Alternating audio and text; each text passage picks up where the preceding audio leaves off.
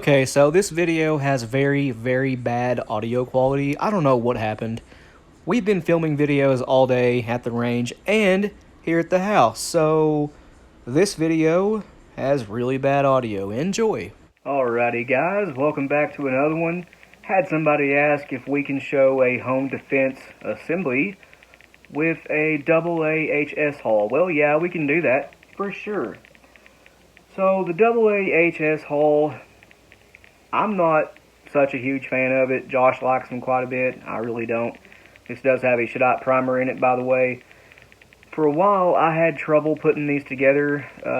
My press would just crush them. I figured out that, well, it was this one back here, but it was leaning a little bit. It was kind of worn out, so I rebraced it with a bunch of screws and made it, straight up and down. It couldn't lean anymore, and that fixed the issue. It stopped crushing the hulls. However, I don't like the way they crimp. I don't like the way they look, but they're not a bad hull. These are tapered, although they're not a one-piece tapered hull like the original AA. The compression forms, they are not like the Remington STS, the Nitro 27s, the gun clubs. No, this is a two-piece tapered hull. It does have a separate base wad, and the base wad is what is tapered. If you look right, where's the angle? I saw it a second ago. Right here, kinda. You can see the base wad through the hull a little bit. It comes up to about right here. And it forms basically a bowl. Think of a U, or literally a bowl, at the bottom of the hull. It steps down to roughly 14 gauge, 690 is what it steps down to. You can use less powder to get the same performance as you would in a straight wall shell, but you have to use wads specifically meant for tapered hulls, which is what this is. This is the Claybuster CB0118-12. This is a clone of the Winchester WT-12 wad. I forgot what it was. Yeah, it's the Winchester WT-12. It's a clone of it. This wad does have a rib down each pedal, and that can limit what size buckshot pellets you can stack by threes in here. But we are using, dig it out of my pocket, if I can, 31 cal single lot buck here. We're using 9 pellets of it, which is a total payload weight of 0.94 ounces. It's not quite 1 ounce, but it's very, very close. We are using this stuff here today. And by the way, the number of the day is 17 and a half. I have the magical dust in the hull here. Next, throw the wad in. Guys, this video may be a bit short. It's very, very simple. Not a lot to it. Hear that rattling? Maybe you can, maybe you can't. The AC just kicked on, but we do need to seat that and make sure it's actually down on the powder good. And now it is. If you've been watching the channel a while, you know we like to stick buffer in just about everything. But since this one is for home defense, in theory, well, no need for buffer, because at even 15 yards, this is going to pattern pretty tight. That is, if you're using a mod or tighter choke, mod to extra full. If you're using cylinder bore or IC, you'll obviously see a bit wider spread, but at 15 yards, it's usually no more than a foot with something like this, which is still okay. Obviously, 15 yards is a lot farther than typical home defense ranges, but it's not unheard of. What I was getting at is, if you want to add buffer, add it, but I personally don't really see a need in a shell like this. Anyway, these stacked by threes in here. Again, 31 cal, single lot buck. And before anyone says anything, yes, I know the true technical size of single lot buck is 32 cal, but that's okay. I like 31 cal better, and it's also considered single lot buck, as 32 cal is also considered double lot buck, especially by factories. I've said that so many times lately. Anyway, where did I put it? That's it. Okay, we need a overshot card. I'm just using a piece of a Maxi Nitro card as an overshot card. Probably about a 25 thou section of it, stick that right on top. We are now at the right stack height for a fold crimp. This one has an 8-point, so I'm going to take the rebacitor off here. By the way, I don't even need this because the AAHS hulls do not cooperate with the rebacitor for whatever reason. But, line that up. Pre-crimp looks okay. And we'll go a little bit more. I failed to mention this, I usually don't.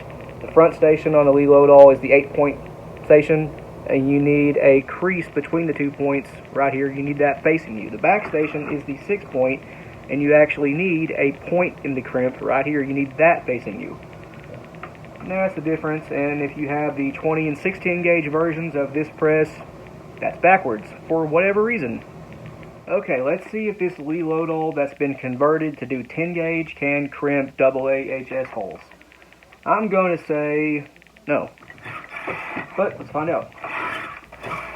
Actually, that's not bad. It's not good, but it's not bad. It ain't, where'd I put it? Over here. It ain't this, but it's not bad. As you can see, no bulging anywhere. It is not crushed. By the way, I'm not the only one to have that issue. A lot of people have reached out to me, even recently. I've seen people talking about it on Facebook. Their press, the Leload, is crushing the AAHS hulls, and my solution has always been stabilize it with screws. Hope you guys can see that screw right here. Yeah, it's to stabilize the beam. Anyway, that one came out all right. Can't complain about it. The only thing it really doesn't have is a taper. Not that, these really need it. These hulls are so smooth, they will feed in just about anything. I have seen these bulged out a little bit, and they still feed fine in a semi-auto. But, yeah, I'll give this a taper with the BN2 off camera, and I think this one's going to look beautiful. Should perform very well, too. Alright, the BN2 gave it a nice pronounced taper right there. Deepened the crimp a little bit. Kind of looks like it was done on a mech, at least to me anyway. The ones that have the taper crimp. But, yeah, that's a pretty good looking shell. You know what? That was pretty fun. Let's put together another one. Alright, everything the same. Once again, AAHS hull. This one is the low recoil version. The 15 16th ounce or 26 gram at 980. Those are actually pretty fun. Get that powder seated on there good. Bought a box of those just for, why not? Kind of a unique shell. Alright, no more rattling. They're pretty fun to shoot. This one is going to be 8 pellets of double-aught buck, which is 33 cal. You could also use 8 pellets of 32 cal. By the way, the 8 pellets of double-aught buck, stack those by 2s, not by 3s. This one will pattern a lot better than the 9 pellets of 31 cal because these are stacked by 2s. Less pellet deformation, they're not contacting each other. Less contact area is what I was trying to say from pellet to pellet. Anyway, yeah, in our experience, pellet stacked by 2s patterns a lot better than pellet stacked by 3s. Wade Rush has also found that out, as has many other people, but we've definitely seen it. Pellet stacked by 2s is definitely the way to go, but again, for home defense distances, it doesn't matter. It's going to pattern good no matter what. Alright, another section of a Maxi Nitro card. Stick that on top. And that's going to be our overshot card. I have straightened this hull out with a curling iron. Let's see if we can get a better crimp with that. Still using the 10 gauge press, obviously. I'm too lazy to switch it out to 12. And I throw together a lot of 10 gauge. But yeah, that pre-crimp is actually looking better to me. Give it a little bit more. It's sharper, more well pronounced. Final crimp that. This one came out pretty good too, for being on a 10 gauge press. Yes, it's kind of flat and weird looking. Yes, there's a hole in the middle, but the BN2 will take care of that.